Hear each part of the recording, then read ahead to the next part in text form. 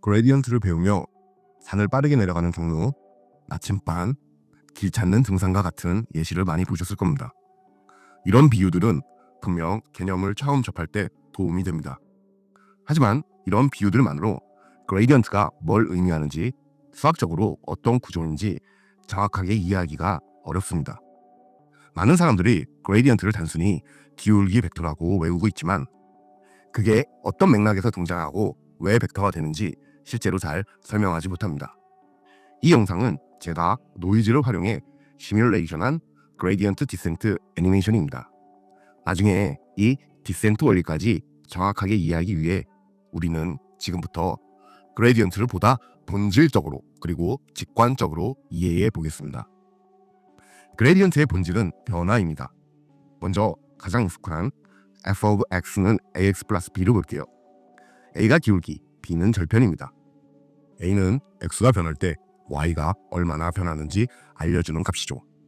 그래서 이 식을 미분하면 a가 됩니다. 그렇다면 a는 그레디언트일까요? 네, 변수가 하나일 때의 그레디언트입니다.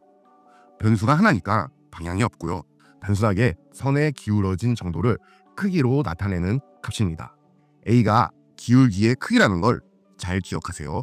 구독과 좋아요, 댓글, 알림 설정까지 부탁드려요. 하지만 우리는 앞으로 변수가 2개 이상인 다변수 함수를 다루게 됩니다. 그래서 한 차원 높은 식을 볼게요. x1, x2 이렇게 변수가 2개죠. 그리고 변수 2개까지는 기하학적으로 좌표의 3차원으로 표현할 수 있고 f of x1, x2는 이렇게 평면으로 그릴 수 있어요. 예를 들어 집값에 영향을 미치는 요소에 집의 면적과 학군이 있다고 해보죠. 집의 면적이 x1, 학군이 x2이고요. 가격이 f인 거죠. 일변수 함수를 미분해서 기울기 a를 구한 것처럼 다변수 함수를 미분해서 기울기를 구할 수 있습니다. 그런데 다변수 함수의 미분은 보통 2가지 관점에서 접근할 수 있어요. 편미분과 전미분이죠. 먼저 편미분은 x1에 대해서 미분할 때는 x2를 상수로 보고 x2에 대해서 미분할 때는 x1을 상수로 두는 방식입니다. 그럼 f 함수를 변미분해 보겠습니다. x1에 대해서 미분하면 a가 되고요. x2에 대해서 미분하면 b가 됩니다. 그러니까 각각의 변수 방향으로 얼마나 변하는지 보는 거죠. 전미분은 조금 더 전체적인 관점이에요. x1, x2가 동시에 아주 조금 변할 때에 x값이 얼마나 변하는지를 선형 함수로 근사하는 방식입니다. 그래서 f of x1, x2를 전미분하면 이렇게 나오는 거죠. 현재의 f 함수는 선형식이라 근사할 필요 없이 실제 f의 변화량과 정확히 일치하게 됩니다. 그럼 그레디언트는 어떤 미분과 관련이 있을까요? 네, 바로 편미분입니다. 편미분 결과를 벡터로 모아놓은 거예요. f의 그레디언트는 a, b 이렇게 쓸 수 있습니다. 그런데 우리 이 f 함수를 벡터 미분하는 개념으로도 접근해 볼게요. f of x1, x2는 스칼라 값이죠. 독립변수 집의 면적과 학군에 따른 종속변수 집값이라는 하나의 숫자 스칼라 값입니다. 이 스칼라 값은 이렇게 ABC 벡터와 x1, x2 벡터 내적이라고 할 수 있죠. 그럼 f 스칼라 값은 1은 덤이니까 빼고 x1, x2 벡터로 내적한다고 생각할 수 있죠. 미분을 위해 크기만 있는 스칼라를 x1, x2 각 벡터의 성분 쪽에 데려왔다 치고 x1 쪽에는 x1 성분을 미분하고 x2 쪽에는 x2 성분으로 미분한 값을 행벡터로 쓰면 됩니다. 이게 뭐라고요? 그레디언트 맞습니다. 그레디언트는 스칼라 값을 벡터로 미분한 결과이고요. 편미분 결과를 벡터로 모아놨다는 얘기랑 같은 얘기라는 거예요. 벡터 미분 잘 모르시는 분은 제 강의 AI 렉처 10 벡터 미분편을 참고해주세요. 마지막으로 전미분식을 다시 볼까요? 전미분은 dx, dy가 조금 변할 때의 f의 변화입니다. 이런 식이고요. 이렇게 내적으로 나타낼 수 있습니다. 이 내적은 코사인 세타를 포함하는 식으로 바꿀 수 있죠. 그럼 전미분과 그레디언트의 관계가 보이시나요? 코사인 세타가 1일 때, 즉 그레디언트와 이 dx 벡터가 같은 방향일 때, 다시 말해 x1, x2가 조금 변하는 방향이 그레디언트 방향일 때 전미분이 최대값이 된다는 거예요.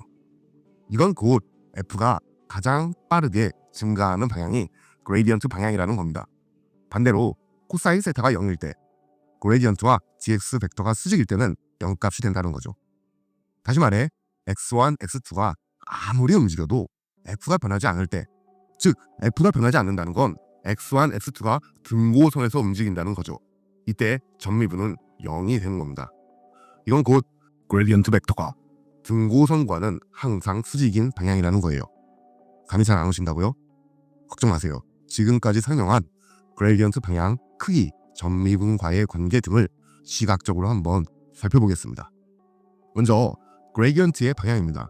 그레디언트는 f 함수를 x 벡터로 미분해 주거나 편미분을 차례로 써준 벡터라고 했죠. a는 1, b는 2니까 편미분하면 1, 2 벡터죠. 왼쪽 3D 좌표, 오른쪽 2D 좌표에 표현해 보겠습니다. 파란색으로 x1축에 a 성분, x2축에 b 성분을 2로 표시했습니다. 그리고 1, 2 벡터를 노란색으로 표시할게요. 한번 확인하시죠. 이 그레디언트 벡터는 함수 f가 가장 빠르게 증가하는 방향과 일치합니다. 바로 이 빨간 선 방향이겠죠. 이 빨간 선을 xy 평면에 정사형하면 이 노란 벡터 방향과 당연히 같아지겠죠. 자, 이제 그레디언트의 크기가 뭘 의미하는지 볼게요. 그레디언트 크기가 이 평면이 xy 평면에서 얼마나 기울어져 있는가를 나타내는 걸까요? 사실은 단순히 얼마나 기울어졌냐를 의미하는 게 아니라 그레디언트 방향일 때 얼마나 빠르게 f값이 증가하는지를 나타내는 겁니다. 그러니까 정확히 말해서 가장 빠르게 증가하는 그레디언트 방향일 때의 기울기의 크기죠.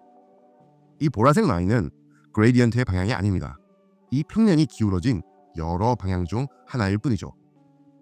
일변수 함수에서는 기울기의 절대값이 함수가 얼마나 가파른지를 말해줬었죠. 그냥 선 하나잖아요. 그런데 다변수 함수에서는 평면에 그릴 수 있는 선마다 기울기가 다르죠. 그 선 중에 가장 가파른 방향인 선의 기울기가 그레디언트 벡터의 크기입니다.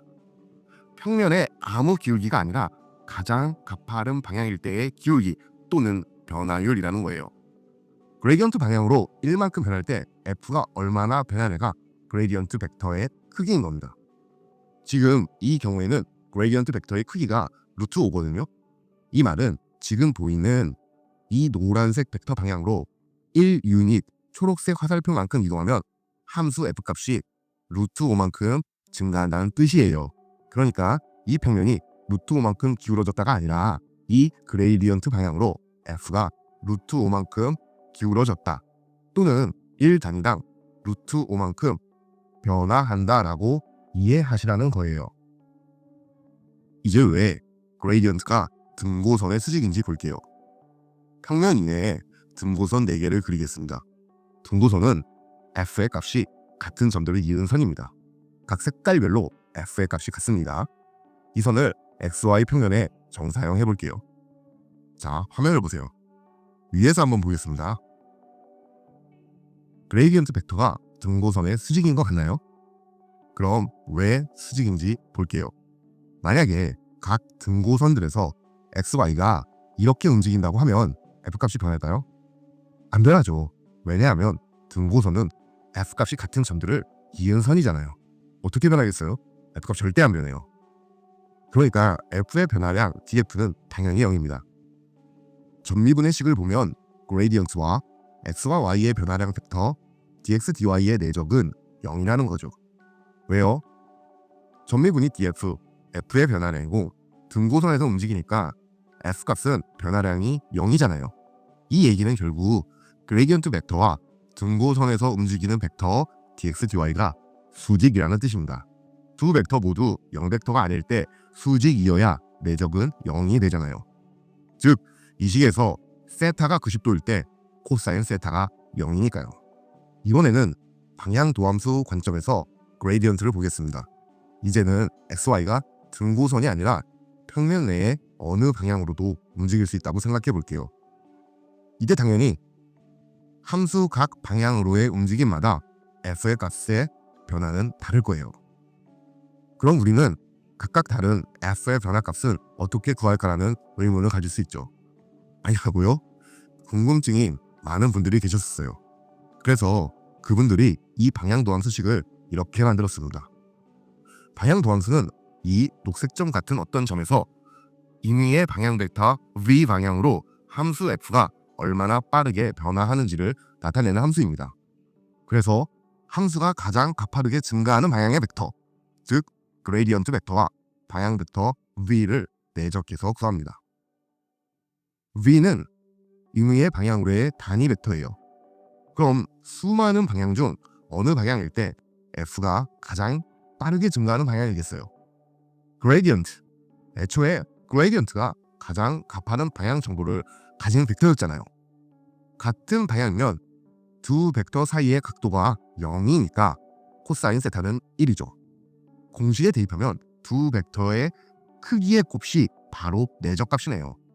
근데 v는 단위 벡터라고 했으니까 역시 크기가 1이죠. 결국 방향도함수는 그레이디언트와 같은 방향일 때 그레이디언트 벡터 크기 자체가 되는 겁니다.